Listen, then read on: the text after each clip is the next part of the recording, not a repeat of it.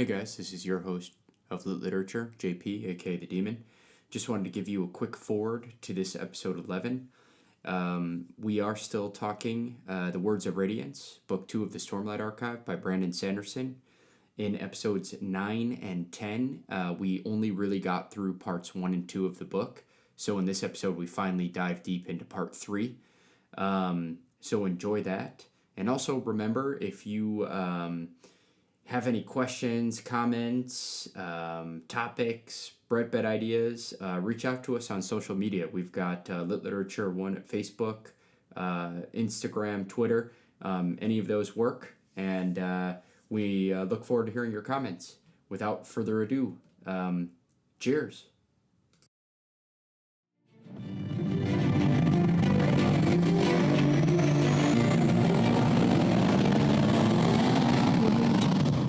And welcome back. If you haven't heard this already, this is Lit Literature, and you're here with the Shoutouts. Shoutouts! Yes, sir. For episode 11 of the Stormlight Archive. We are doing our second to last episode on Words of Radiance by Brandon Sanderson.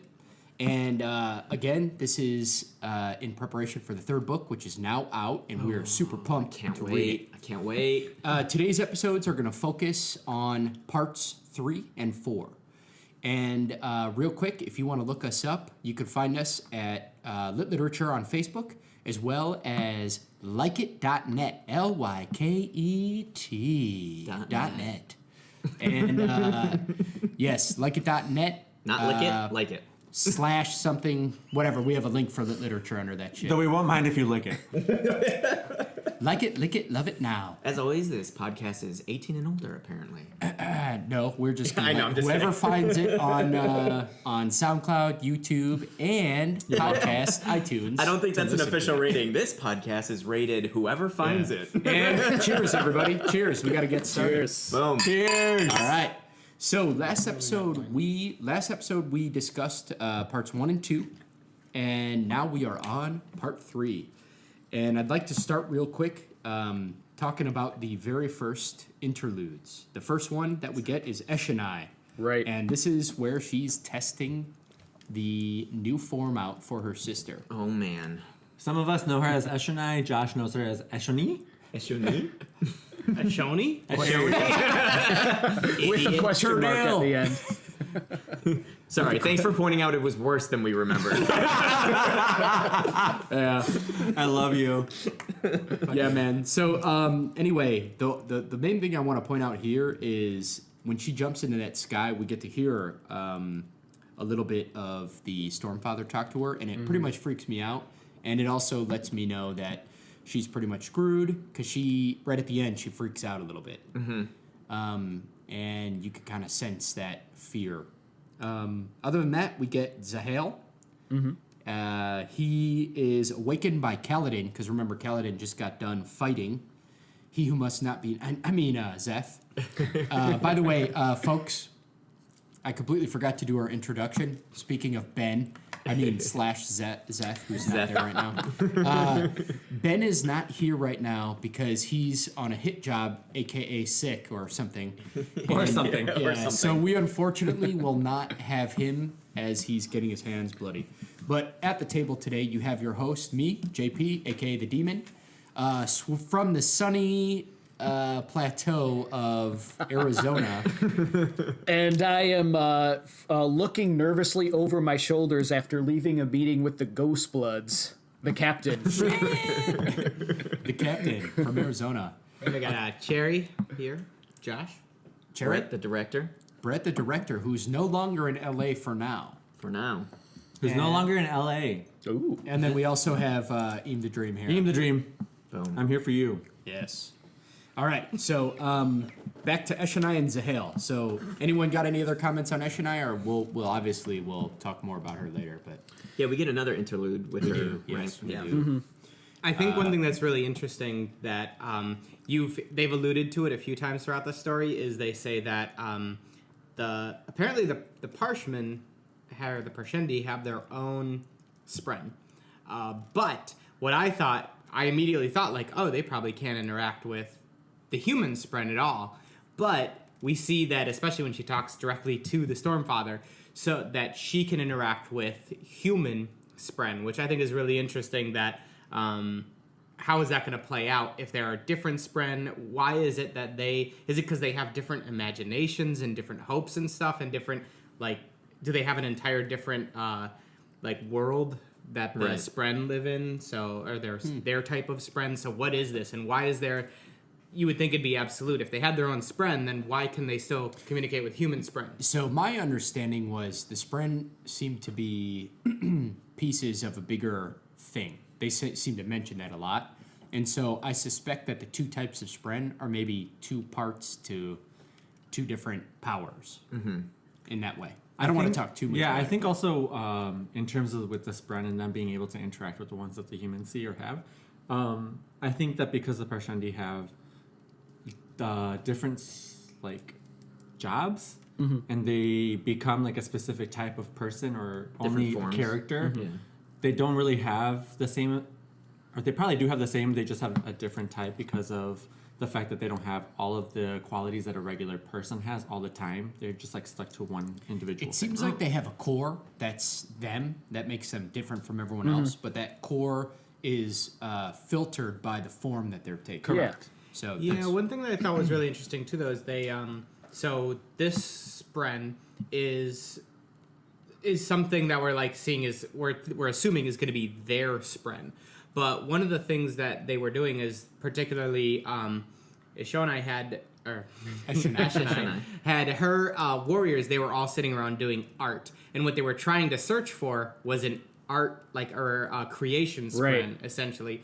And I think what they're trying to do is get that creation Spren so they can bottle it, and then they get a new form. Right. But now, so it almost like they're doing something foreign, or they're trying to discover something foreign, and then here's this part that this is kind of what they should be, or maybe not should be, or this is like kind of what's natural to them. This is their own Spren that they're using, but we're starting to lead into like all the theories about where they came from and stuff like that. So this And is maybe the bad.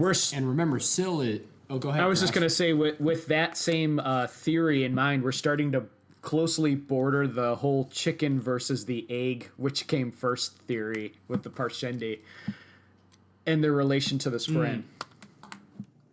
But then also going back to that, I think that they're trying to find different Spren because right now they only have 5 or 6 different forms. But there's definitely a lot more in the past, and they know that there's a lot They used to have in the hundreds. past. But for some reason, their society got put back into like they say that when they broke free Neanderthals. from the gods, Yeah. they say when they broke free from it, they lost all of the forms. Probably because I'm guessing that they all had to go to dumb form.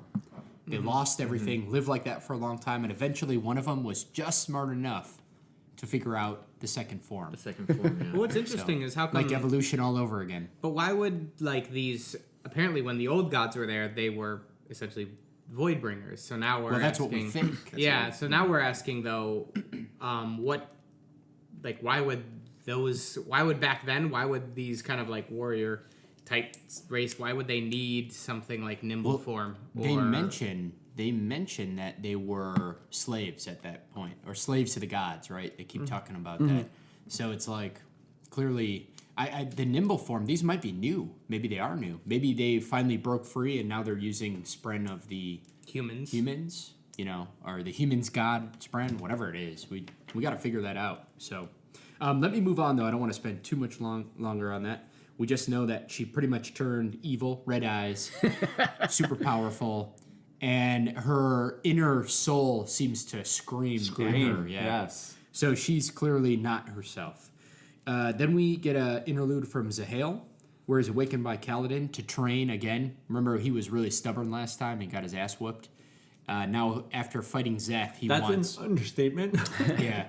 He wants to learn how to fight against Shardblades now because Right. he was fighting Zeth. There's also some hints, again, that Zahale is a character from another story. Ooh.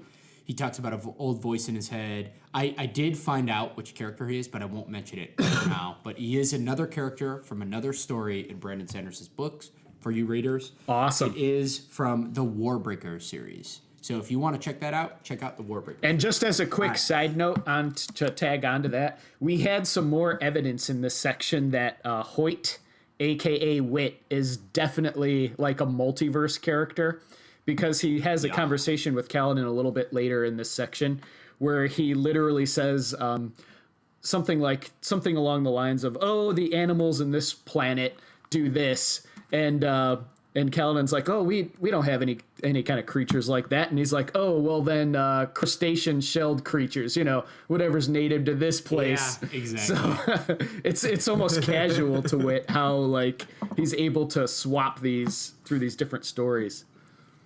And if you remember his conversation in the past section to Dalinar, where he said, "Dalinar, don't get it wrong. If you cross me, if like I'm helping you, but if our paths don't align, I won't hesitate to." Yeah, he Right. says he's got a put you singular goal, and he's gonna move towards that, and he doesn't care about this world, but he will help. But if it comes to a crossing, he's gonna choose his selfish path over the whole world. Selfish. So Well, as far as we know, and it seems like he don't was know kind of what it is. alluding towards that. It was his own motivation that he cared about. So now I want to get to probably the most important interlude, which is actually what I think is Dalinar and the King talking about the Crazy Man and the Shardblade. Mm-hmm. So in the beginning of the chapter, they're like, Dalinar and the King are talking about the Crazy Man who, and at the end of the last book, fell, and then he was in the jail with the Shardblade. And Dalinar, at the end of that, he's talking to Elhokar, and then he goes, they're like, what are we going to do? Does it make any sense what he's saying? And they're like, his accent's really weird. It's some kind of a Alethi, but it's like a very old accent. And then Elhokar goes, what do we do with this Shardblade? And Dalinar goes, I think I have an idea. And that's all we get. And so what do you think that idea was? So I actually knew. I know what that idea was. But I don't think the captain knows. No, not yet. Do you know what it is? I do Captain? not. No. So what do you think that thing could possibly be? What plans do you think? Yeah, it has that for it? Dalinar requisitions it and hopefully gives it to someone of trustworthy value. Not Amaram. That's the only thing I Too bad can he didn't hope. give to Amaranth. We'll leave it at that, folks. So then we get into the story. And we start actually about, I think we start off with Adolin being really emo about the loss to Zeth. He feels very helpless, and he basically decides to wear his sharp blade all the time. All the time. He's like, I'm not going to take my sharp blade off, ever. He's throwing his shard blade at a rock, trying to get it to leave his hands and stay in its form. That's so right. He's doing the training out there. And he's guess who was practicing. teaching him that? Was Zahale was teaching Zahale. him. Like he seems to know. I've never read the series that he's from, but he knows like somehow he already knows how to like do special things with Shardblade. So that's pretty boss. Now, did we talk about Shallan arriving in We war have camp and not. everything No, last, we have not episode? discussed that yet. Okay. All right. So then we get to Shallan arriving Right. finally, right? Mm-hmm. And going in to the war camp. And is this the part where she goes into the meeting? Or that's is that later? shortly Oh, afterwards. That is one of the first things that occurs when she gets back into camp, and that's a super awesome scene because we get a really intimate view of all of the Alethi High Lords when Shallan has entered into this briefing with the king and all of the High Lords. She immediately identifies that there's 3 different divisions among the Alethi camps. There's Dalinar with the Immediately. king, and then you have Sadeas and his crony Aladar, and then there's a lot of the other High Lords that are kind of in the middle, and they're the ones who kind of need persuading by the other sides. And Shallan amazingly decides to tactfully set up camp with a High Lord by the name of Sabario. Mara. Sabario, yeah. And what a brilliant move, because she knew if she stayed with Dalinar, she would be kind of like trapped Under his in- watch, indebted to him. And so she chose a neutral guy who seemed kind of out from the. And she took it. She did a huge risk by actually saying that in front of the entire High Court, saying that Sabariel had already given a his okay for her to stay in his war camp, and that he would pay her, and that they were related. Which the old man is just, initially you can tell he's kind of like sitting there. He's like, what? And then he realizes that she might offer some unique, because a lot of people wanted to talk to her. She offers some unique information because Jakavid, where she comes from, is totally getting, Yakovid is totally. This is what happens when you read the book. You make your own assumptions on how things sound. Don't they have a glossary at the end?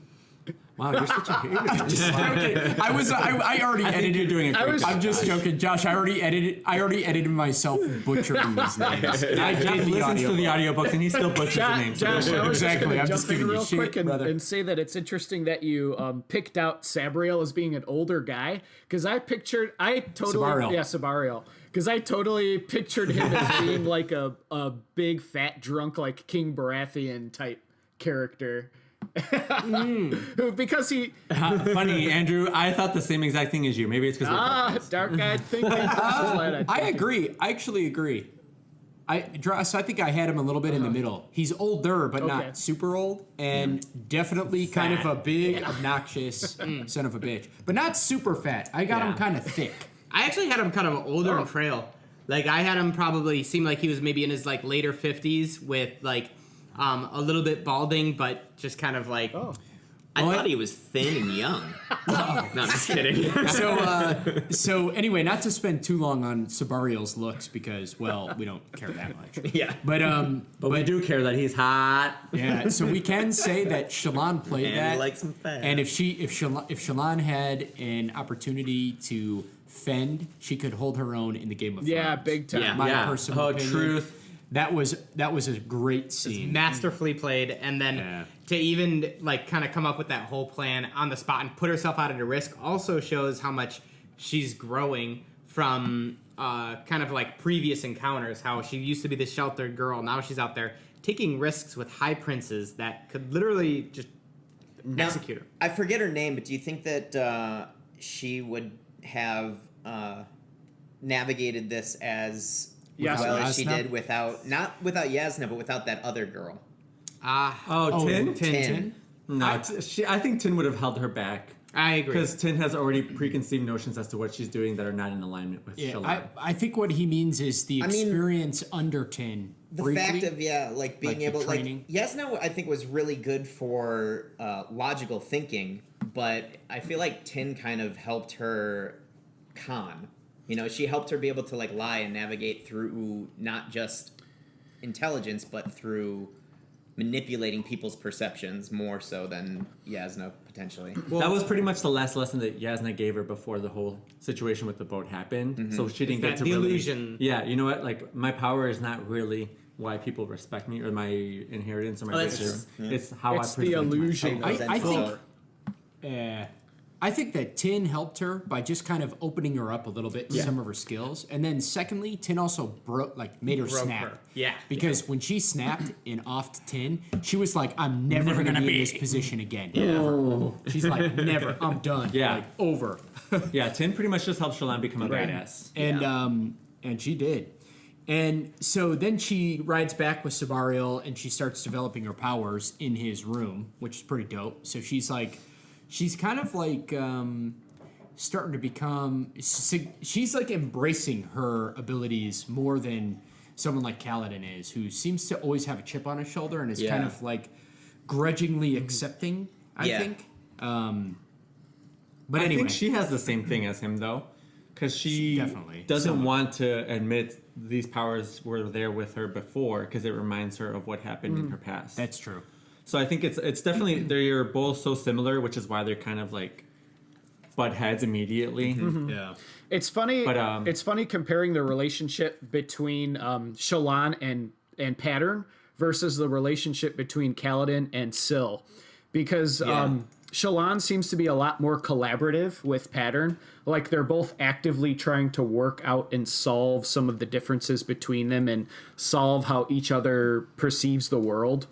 Whereas Kaladin is a little bit more fatalistic with Syl. He kind of accepts things the way they are, and he doesn't investigate a ton into why Syl does the things that she does. And I'm not necessarily saying that one of those ways is worse than the other way to go about it, but they're just different approaches to the same end goal, I think. Well, I think I kind of get the feeling that they're actually like you said, neither is better than the other. I feel like they both kind of perfectly mesh well with their partner. Right. Right. That's obviously part of the reason they seem to have selected. I feel like if Syl was with Shallan and Pattern was with Kaladin, it would not be a great relationship. Right. You know, they'd be always butting heads and going about things different Agreed. ways. Right. I think Jeff has exactly the same thought process I did. Is the reason that they see that specific Spren is because of their personality or their personalities, character.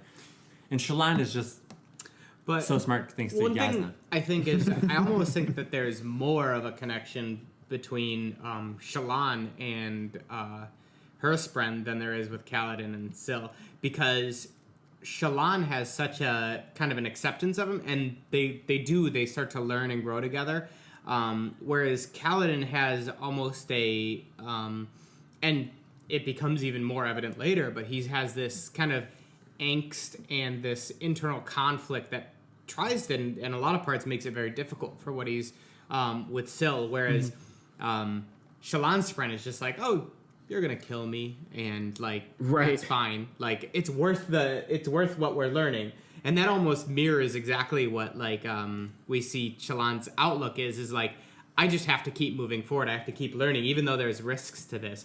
Whereas I think Kaladin has these. You have to remember blocks. that Shallan's interaction with her Spren happened way earlier than Kaladin. That's what our evidence is pointing out. Now that we get some of Shallan's past, right?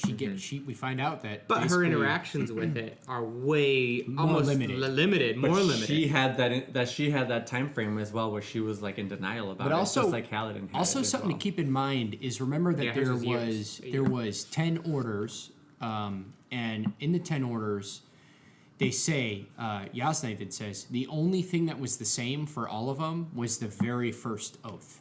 Everything else is thrown out the window. So we don't know. We know a little bit more about Syl. I feel like we have more of Syl relationship with Kaladin. Now that we finally get Pattern, we don't know.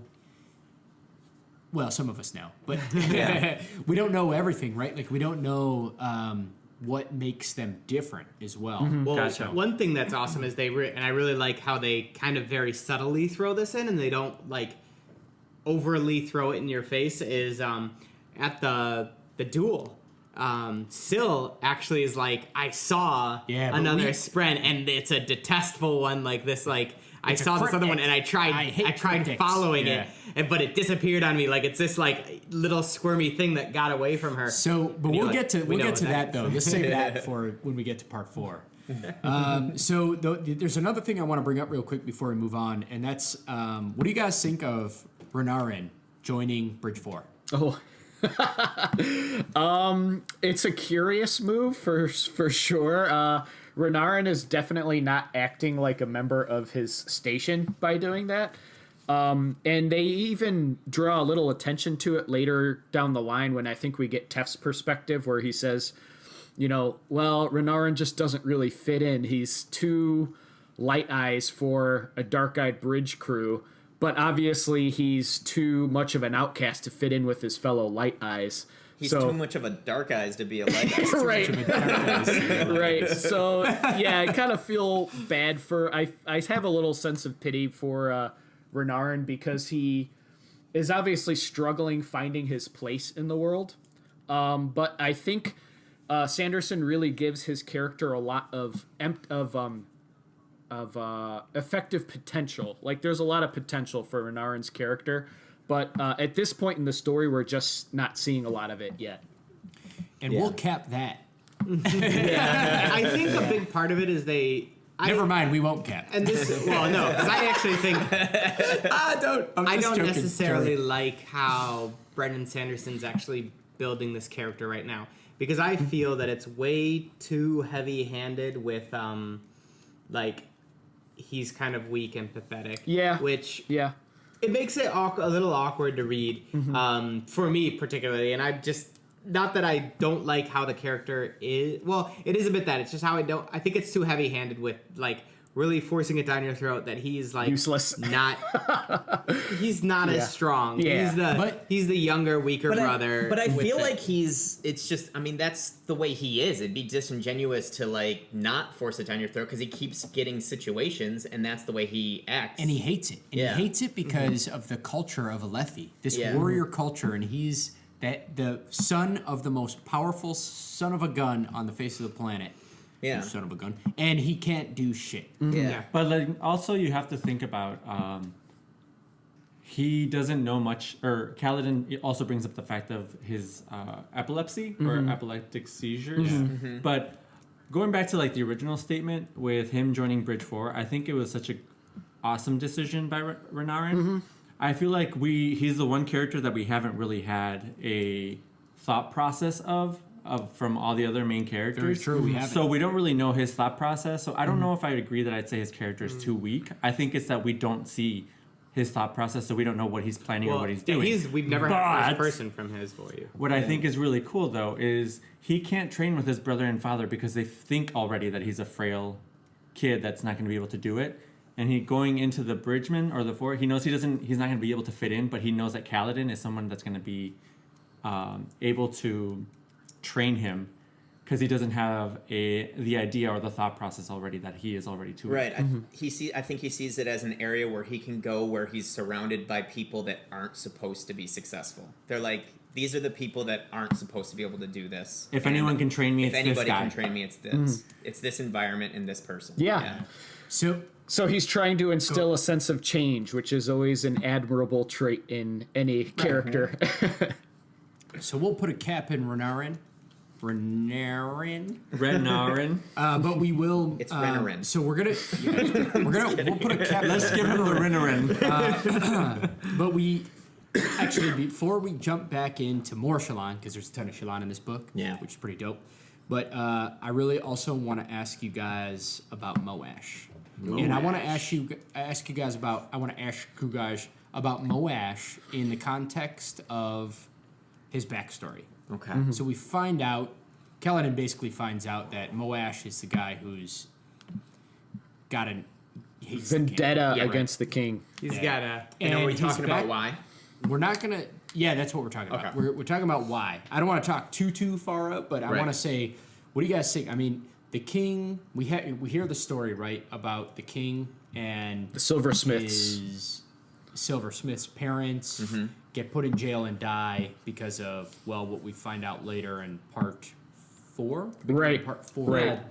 With We Rashon. find out son of a bitch Rashon makes this appearance again.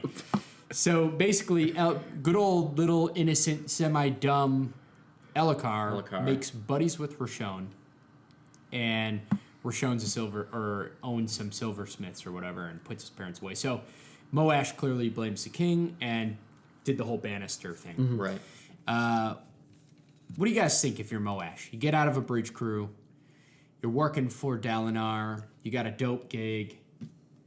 I think two things. I think logically, whenever something happens, I feel like logically it's never good for you, the person, to play this game of like, I have to find the blame, because sometimes things just like happen, and I understand that they have a perspective of light eyes, and some of it is definitely true, of maybe not caring about their lives and stuff like that. But I feel like it's been bad for Moash's life to like harbor this resentment and to be going after this like almost impossible revenge against somebody that's way above your station, and that shouldn't be why. But I feel like it's just been unhealthy for him. I feel like it's put him in a place where Clearly, because he's not Yeah. only free but living a good life, and he's still trying to. he's still trying to get Screw in there. around with Yeah, and But you also have to think about the fact that he has the opportunity to fulfill he does the now. revenge. Yeah, Well, does and I think now, this is a kind of a brilliant play by Sanderson to be able to put this in such good, it's such a good way of making you see that there are people who are going to do bad stuff that, this is legitimate. Elokar literally had a near hand, direct hand in the death of his grandparents. And you could see, if you were in that situation, how do you not say, all right, this guy's a douchebag? And they do so much to say behind it, this is the best decision for the entire freaking country because right. you have a weak leader, you have someone who can't fulfill any of their duties. He's already just a puppet of Dalinar. Why not just make Dalinar the leader? And it's But seems such a righteous, I think easy decision for it seems Moash. like it, and they do a great job doing that, but it's so flawed because they're so stupid that they think that killing Elokar will make Dalinar king. What it will make is civil war. Yeah, not to mention that would make Dalinar's job Sound crazy. even No, that's harder okay. if he was elected as king, Yeah. because he's honestly in a position of more power and less blame directed at him. Whereas if he was king, if he took Elokar's position, he'd have more blame directed at him. So I think honestly it's more advantageous to Dalinar to stay where he's at rather than just throwing him in the king's shoes. So that's kind of a Agreed. fault with Moash's plan, but as a character, I really like Moash. I think that that he's a solid character. He's been a staunch ally for Kaladin this whole time, but I'm worried that there's this kind of sense of impending doom with his character. At some point, I have the feeling that Moash is going to really fuck things up. Do you guys also have that feeling? I definitely have. It's that grinding feeling. my Yeah. tum-tum. Yeah. Yeah. Agreed. Well, yeah, and as we continue with the discussion, we start to learn how promises really, especially that Kaladin makes, immediately start to cause problems. Right. I feel like as the character Moash, he's relatable. I agree that I think his plan is flawed, but at the same time, with his intelligence level and his interactions with the king, and he doesn't have the in-depth perspective of all these other characters like we do, reading the book, Right. So if I was in his shoes and all I saw was the king messing up time and time again, I'm gonna say, let's get rid of this fucker. Yeah. You know what I mean? So it makes sense to me. Yeah. I don't think that I don't like that, Right. but I it's relatable. But Well, really, when definitely. it comes down to it, I really don't think that even plays a role other than justification in his head. I think it's just all about vengeance for him.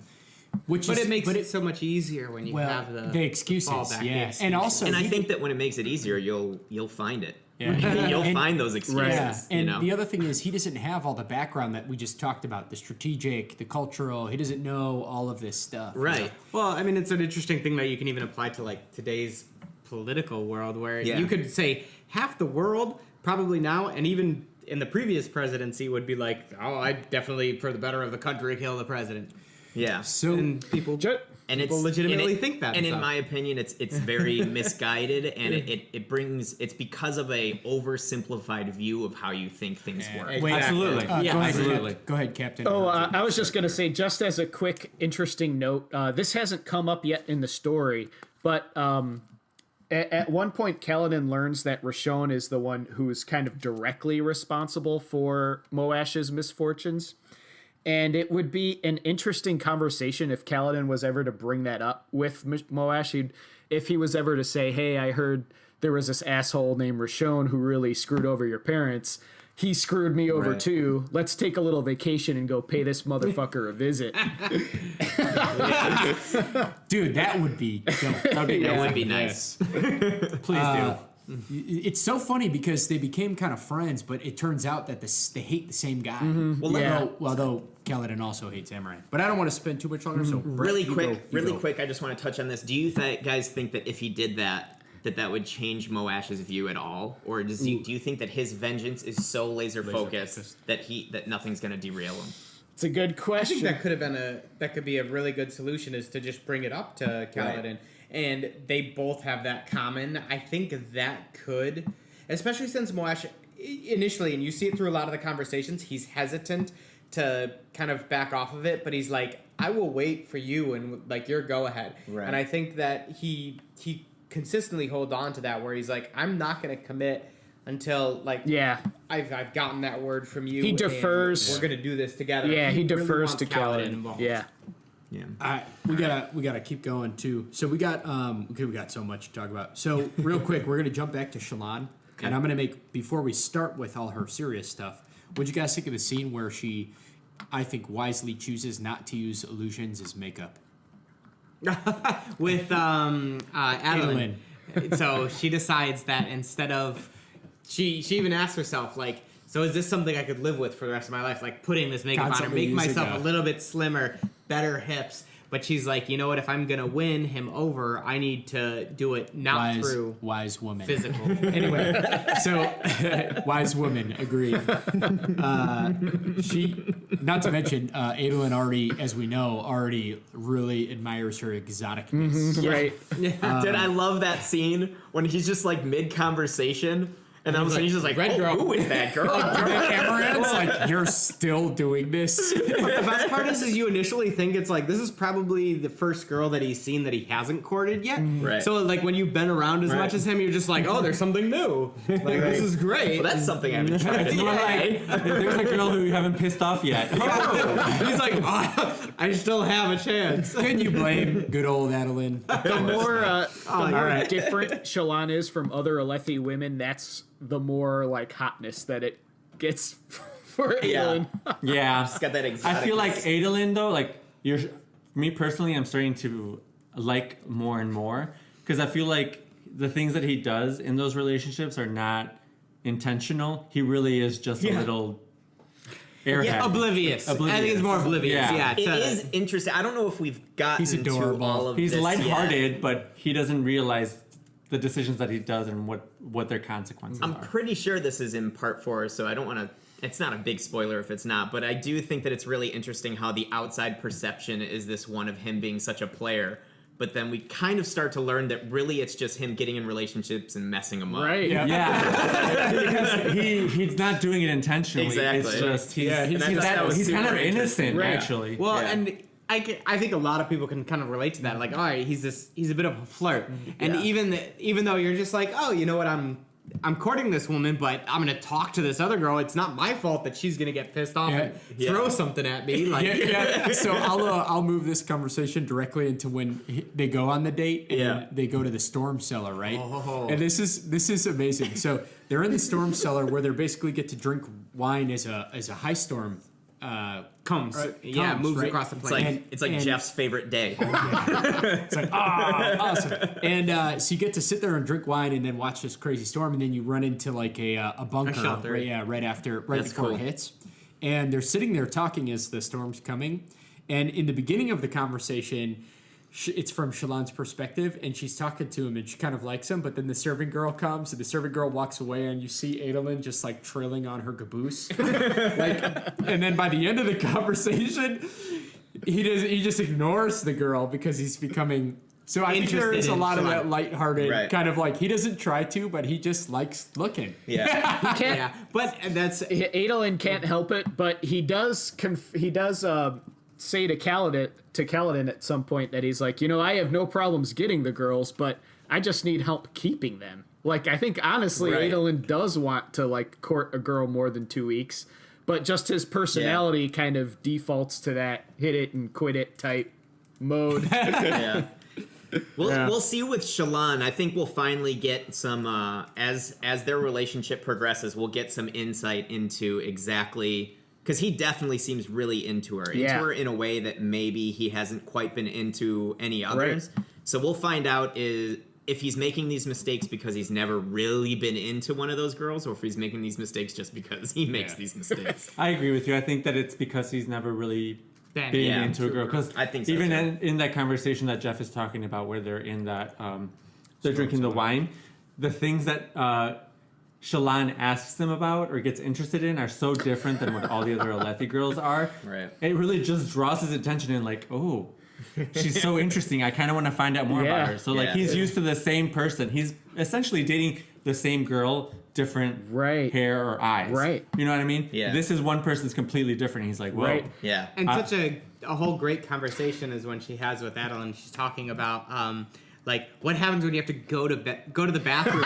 But it's the great part is how it starts is he's going on to talk about one of his heroic like adventures out on the plains, and then all of a sudden she's just like, well, what do you have to do when you have to go to the bathroom? And it does this whole thing, and he's at the end. The great part is he's like, you know how many times I've told that story about me saving the plateau Yeah. assault, and Yeah, then she's not into it. to get you asking me about this is just refreshing. Let's keep talking about it. Yeah. So now we got to jump back to Shallan, but we got to talk about 2 serious notes, and I want to get your guys' opinions on this. There's So- no more serious notes with her. Shut I the thought. fuck up, man. No, so yeah, dude, there is definitely not. So we get 2 past scenarios. The first one is Shallan meets a dark-haired guy delivering a message to her father, and then he asks her, "Do you see Spren, child?" And makes her do something pretty Was he awesome. Oh, dark hair? shoot, I don't remember this. Was at it all. what was his eye color? Yeah, well he had Light. lighter His eye color eye. was Yeah, light, he had but he light eye. never writ, and we know who it is Yeah, now. we It's know. fucking Right. Wit. It was Wit, yeah. And so we basically, Shallan meets Wit as a child. And we'll talk about that, but then feel free to go straight into when Shallan saves her brother from the gambling Ooh, Jushu. dudes. Well, I just want to point in really quick that I'm really interested to know. I don't think they say in the chapter, but I'm really interested to know if Wit is even younger, or if he's like The same somehow, like, age. immortal or timeless or Yeah. something. Yeah. They descri- what, Yeah, what, there's what the some do sense they I touch get, on it at all? No, the sense I get is he looks about the same. About the same, yeah. yeah. That's Well, it. she recognized them immediately. So he probably. Oh yeah, that's Right. But true. it's only been about maybe 2 years because that was like a year and a half ago or No, something. no, or a no. year That ago. one, That was when she was she young. was significantly Yeah, younger. Oh, you're right. 'cause She she probably saved was still alive. Jushu a little bit closer to her current age. Right. Yeah. So, But I think one thing that I would like to transition a little bit over to this is also when she meets, she first recognizes Wit is that person from her past. They're going on some like little we're carriage gonna ride. hit the date a little bit later though. So you might Oh, okay, want to so I'll wait till that. We get Yeah, to I want to that. hit her past real quick before because we're gonna have more time on part 4 stuff. Cool. But you can talk about it, but just don't go all in. Well, I'll wait till we get to there. But I think the when we start talking about Shallan's past, we really get into a lot of amazing stuff and like kind of the whole. You see this constant struggle of like light eyes versus dark eyes, and you get to really see kind of this dark eyes plight and how they're in these like horrible situations where they have these like tyrant light eye rulers. But you also see that it's kind of on both sides. That it's not necessarily just an us versus them. You can even see on the light eye side that with like Shallan, there is some serious shit going on in her life, Yeah. and it is not just this. I'm living this awesome life and everything's great for me. Power struggle no matter where you Right. go. Yeah. So, Yeah, it's one thing that like I feel like applies to real life, obviously, which is probably why it feels so real in the book as well, is just the idea of it always everybody that you think is, better Perfect off life. than Or, you. yeah. All have their own issues, like I hear it constantly in like real life. It's just like, oh my gosh, what does she have to complain about? She's so rich or something like that. It's like, well, rich people have issues as well. It's just that issue isn't money, but Yeah. they have issues, Right. and it's like nobody's More life money, is more perfect. problems. Exactly. no, but yeah, Sanderson does a phenomenal job of bringing all kinds of different perspectives. Yeah, and the I cool like that. thing is you get to read from all of them. Yeah. So you get a little bit of that taste. So, I know comments, man. And anything else? Oh, I mean, We're gonna just move on. Saving Keep talking about that. Like her, Shallan as a person is so relatable in terms of she's got this kind of oppressive father, and he does such a Brendan Sanderson does such a good job of kind of giving you all the pieces of the story, even though it's not from the beginning. He does it so spread out, but it's done so well that you just slowly, every single time you read about her, you're just like, wow, that's like, she went through some That's shit. deep. And there's holy crap. I'm really starting to understand every single decision she's making and why she's kind of the way she is, and it's Yeah. I mean, done what a so badass. well about painting this character. Not only just like she's this impulsive, like witty, like girl, It's- but here's everything behind it. Yeah. It's super cool because we got this from Kaladin in book 1. Now we're getting Shallan. We get to Shallan more, understand yeah. the characters, Right. right? This is phenomenal. But the thing that I think that I enjoyed the most about it is reading it from Shallan's perspective in the first book, and then now in this book, the character is letting she's oh my god, how do I say this? You're learning about her past because she herself is letting herself remember things. Yep. So that's how we're like slowly getting to get to know her as well. Yeah. Which I thought was so cool because it's Yeah. like normally when you're reading a book, like they're just going into the past just to tell you what happened. But this character is really like, hey, I'm forgetting everything because I needed to survive. But now, hey, I need to become aware of where I came from so that I Right. can continue to grow. It's Right. kind of like, oh, The it's so timing cool. is She's on like almost point. learning it at the same time as we are. on point. Also, I don't know how long it took this guy, Brandon Sanderson, to storyboard this shit, but this is fucking crazy, man. Oh, I know. Just think about the amount of time he anyway. Yeah, and the development, the character development that's still happening. yeah. We're It's phenomenal, We're through dude. book. We're getting almost through book 2, and we still haven't even gotten all the clues to what the heck Yeah. these characters are, what's driving them, or So- what their past is. We Yeah. gotta keep moving.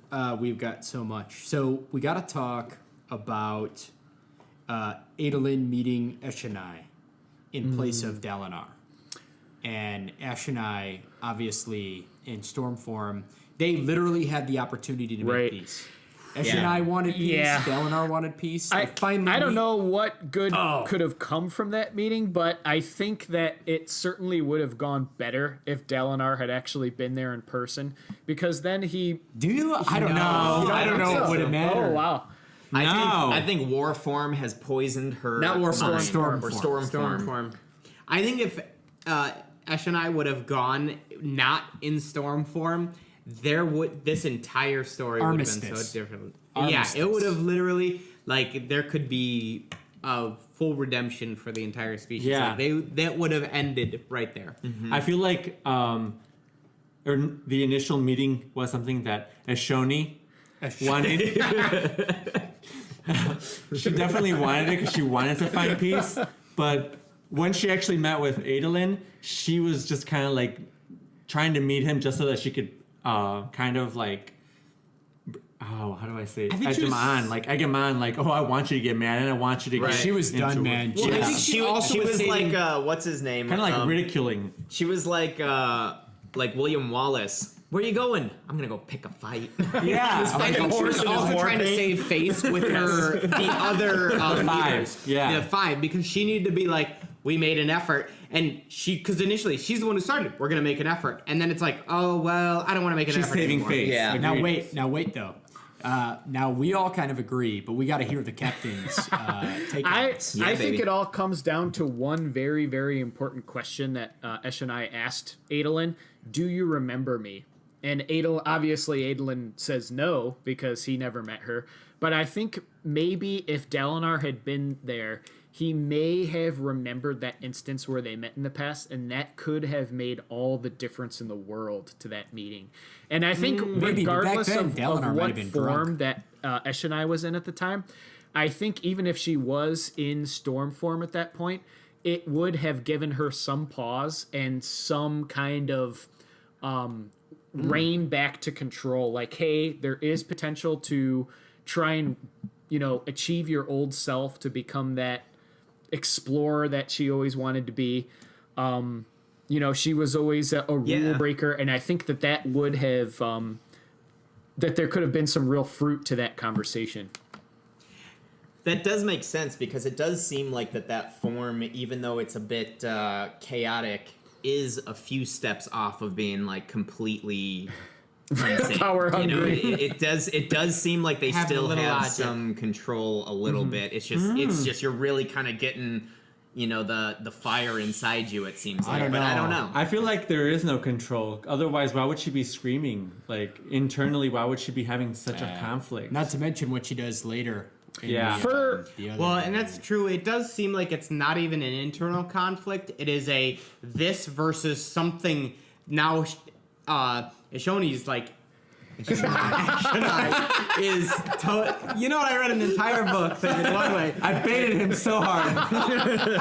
But it's almost like something else just stepped in and said, now who you are is just this little pocket and you're done.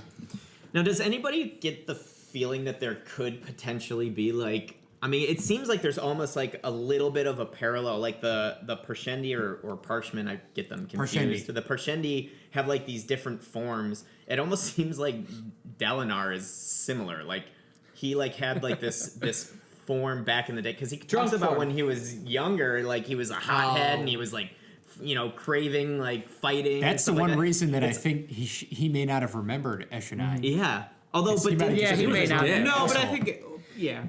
But anyway, that's beside the point. Go ahead, Brett. That's pretty much it. I just thought it was an interesting kind of parallel. I was thinking of just the fact that, like, even though the humans don't, or the Alethi don't have actual forms, it's like they still kind of have forms. The But, you know, difference in periods in their life I- where they're different people.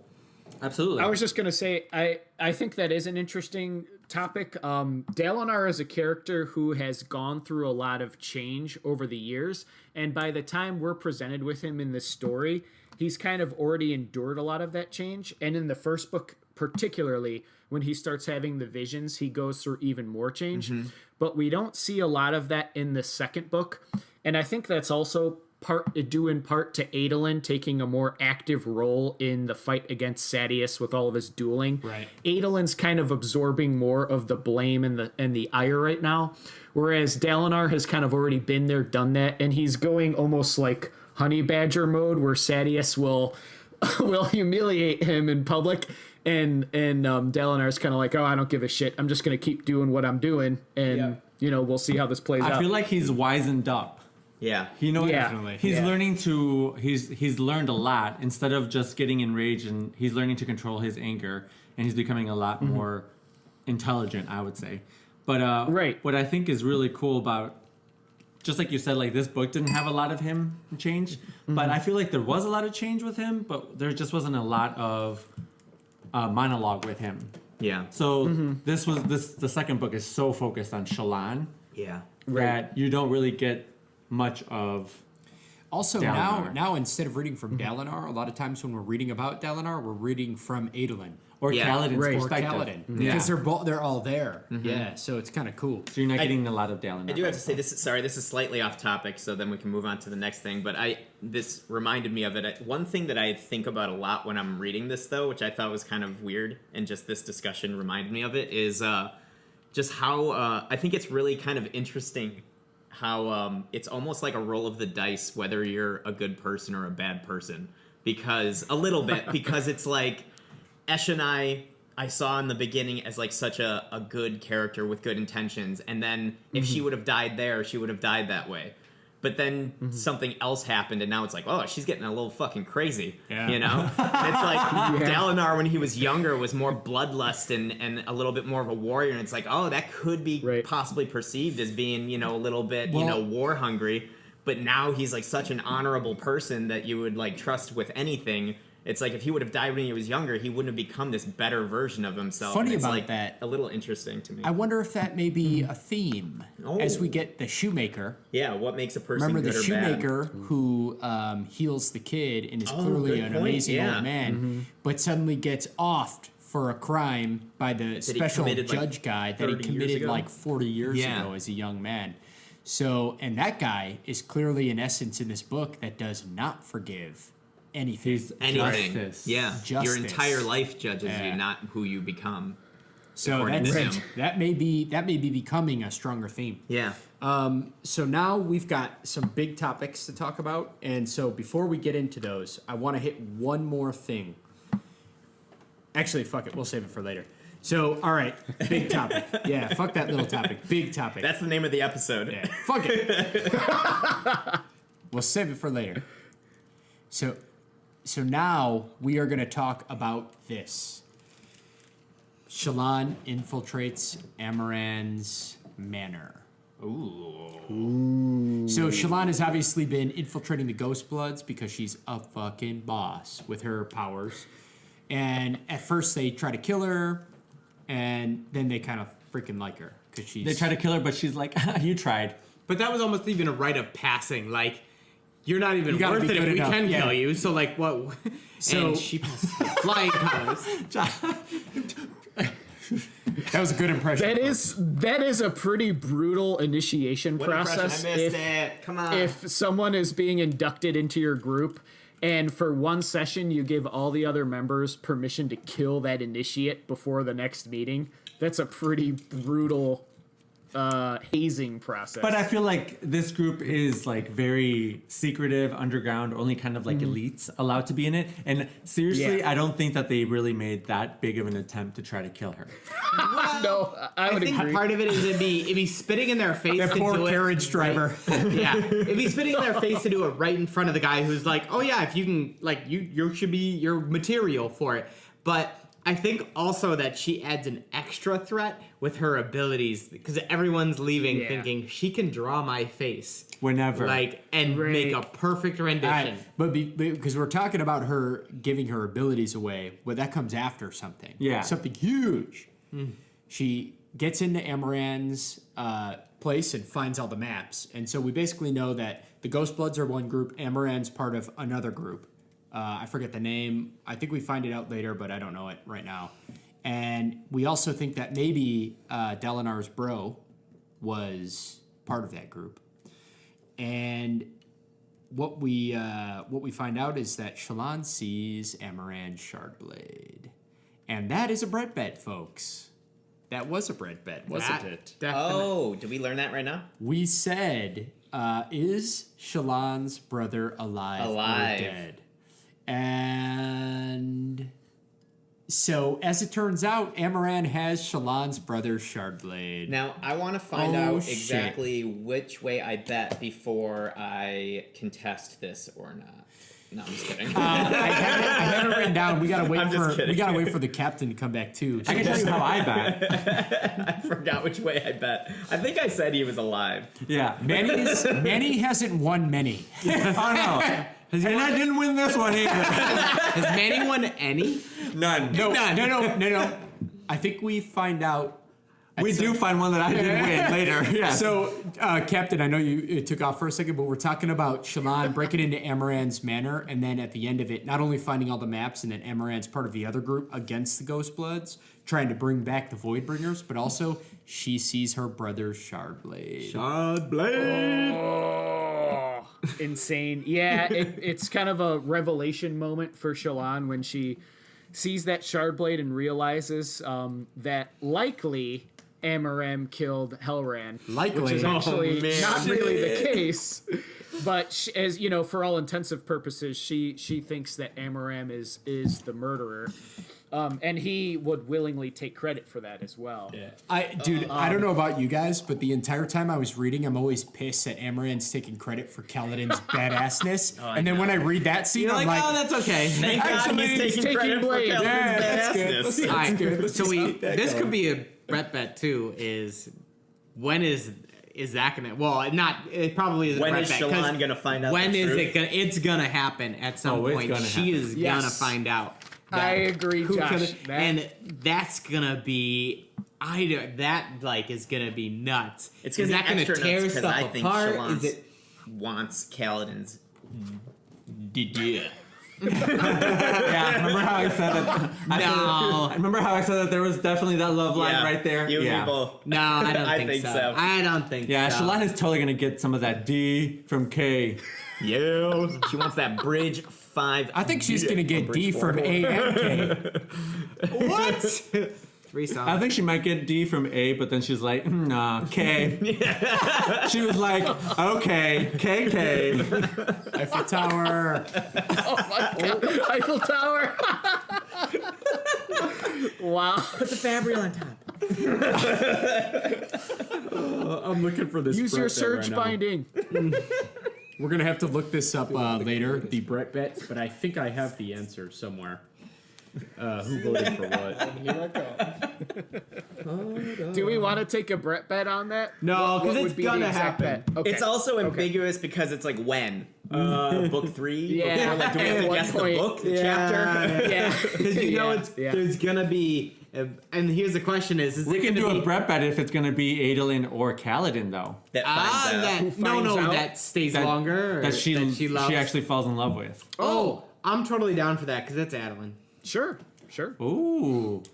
I'm And totally down for it everyone's because I think it's significant Kaladin. It's not. It's gonna be. I think that she's going to get with Adolin, and then her true feelings are going to slowly start drifting towards Kaladin, and I think that's going to cause... Because the reason that I think that is because Adolin and Kaladin are finally becoming friends. And I think that this is the thing that's going to fuck that. It just seems too stereotypical for Brendan Sanderson. It's too expected. I think it's too much to be like, Yeah. the Radiants are gonna be together in the end. That's Like- that's also true. He could be playing off of the expectation, you The know. tropes. He could Yeah. be playing Fantasy off the tropes. trope, yeah. Yeah, I think. But I mean, it's impossible to write an entire 10 books trope free, though. Yeah. We gotta have one. Yeah. maybe we do. Do we want to do a Brett bet? Sure. Who is our official log keeper? That'd be That's Brad. Andrew. Oh, shit. I'll Do- keep the records. All right, Brett bet is in the end. So, well, In all right. book 10. Yeah, I know. This is gonna be a long run. In the long run, You have Who will three Shallan options. end up with? is she gonna end up with Adolin, Kaladin, or neither? Neither. Other, Yeah. Or other, Other. yeah. Yeah. which Well, is neither or neither. somebody else. I That think we she's don't gonna turn... Never mind. That's too dirty. I will start because I think she's going to end up with Yasna. Yeah. I will start, and I'm They're going to totally. become Scissor Sisters. Oh, Jesus. Come on, man. This is getting no. Jeff, you can't say anything after your last comment. So Little I children will don't know what Eiffel Tower is. Oh, little children know what scissors. Oh, Yeah, don't run with them, kids. I can't wait till my mom listens to our podcast. I will I'm sorry, start Miss and Pitts. say 100% that Shallan is gonna stay with Adolin. That's my Brett bet. I think that she's going to originally get with Adolin, but see, it's complicated because I don't know if she's going to end up with Kaladin, but I think that their relationship is going to cause major issues with her and Adolin. But who do you think she'll end up with? Long run. Playing the long game. Wait, are we saying who do we think she'll end I- up with, or who do we think she's actually going to fall in love with? Yeah, end up with or fall in love with. Ooh, that I think is she'll a fall in good- love with Because I think those are Kaladin two and different end things. up with Adolin Okay. because of It's- strategic reasons. I think we're talking end up with. But I don't think No, we Brendan have to go Sanderson, end based up on with. the story, We have to go. is going to try and say that she's going to be with someone that she's not. But that's my opinion. You guys, whatever the fuck you want. I'll just say Kaladin just for fun. Okay. So we have one for Adolin? Shallan and Adolin, one for Shallan and Kaladin. And another one for Shallan and Kaladin. You could go first, Dress, after Manny. All right. I'm going to take Josh's side and say that Shallan still ends up with Adolin. I'm So not it's alone. 2-2. Jeff, you're Demon. You're going to be the Tiebreaker! difference maker. Combo breaker. I think she's gonna end up with Kaladin. Idiot. Titties! Trace All right, we versus... have 3. Brett, two. Manny, and Josh all say Shallan will end up with Kaladin. Me and Josh say that she will end up with Adolin. All the sweeter for And us, I'm gonna Andrew, say and we right win. now for Ben the Hitman, because he's out killing people, he says Kaladin 2. Boom! Well, no, we'll ask the hitman when he comes back. We'll get his vote and get it on the record. I'm going to get his vote right now. Oh, but that also reminds me, guys, make sure to keep an eye on the Facebook page for Manny having to do more His push-ups 8th or 9th for Brett his, bet. like, multiple Brett bet losses. Yeah, we're actually This gonna, time doing push-ups for Shallan's brother. So basically, guys, what we're gonna do is I have them all written out, the past Brett bets, but I need to get all the answers. We have 16 previous Brett bets Damn! from the first Oh my books, God. and before somehow we get, 19 of them Manny lost. before we get to, I might find more as I'm editing too, which is funny. So as we get through the, before we get to the third book, we're gonna basically reconcile all of those. No. We're not gonna Not have at to once. do them. At once. We're gonna save Manny doing them for one of our recorded game nights. Okay. Okay. And Cheers to that. I like how you say just Manny's doing them. So I was thinking at first Andrew and Manny were losing a lot, but then Andrew started winning some, and Manny continued to lose them.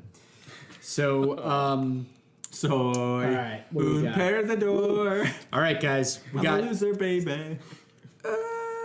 Do we have enough for a whole nother episode, or we're gonna Yeah, so continue on? I think that we got to call it at this episode, Okay. and we will continue discussion on the very rest of part 3, which isn't much, and Part 4. part 4. Part 4. Next episode, which is after a quick break, but you readers won't get that right away. You'll get it next week. You'll get it next week. We're going to Maybe. keep going, though. And other than that, I think we should tidy this up. So we've got a good Brett bet to end.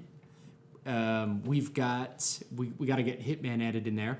And we've talked all the way through Shallan infiltrating Amaran's manor. Badass as shit. Yeah, baby. And we got some crazy shit to talk about before part 3 is done, like the duel of all duels. And that's going to be coming. I mean, I thought it was crazy up to this point, but somehow Sanderson continues to amp the craziness all the way to the end. So, Yeah, that's true.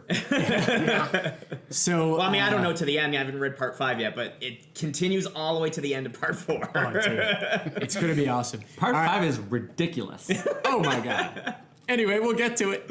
All right, folks. Thanks for joining us at Lit Literature. Again, this is your host, the Demon, JP. From a sunny plateau out in the middle of fucking nowhere, you have Oh, In the shit. Shattered Lands comes the captain. the Captain. We got the cherry, Josh. We got the director, Brett. Aim the dream. Manny. Oh yeah, many. I like how And you forgot your real name, not your nickname. don't forget, you can find us at Lit Literature on Facebook if you just search us there, and also at lyket.net, .net. .net. .net. And then from there, you can find a link to Lit Literature, one of our projects, and also some information on the shoutouts. So that is all, folks. We will see you next episode. All right.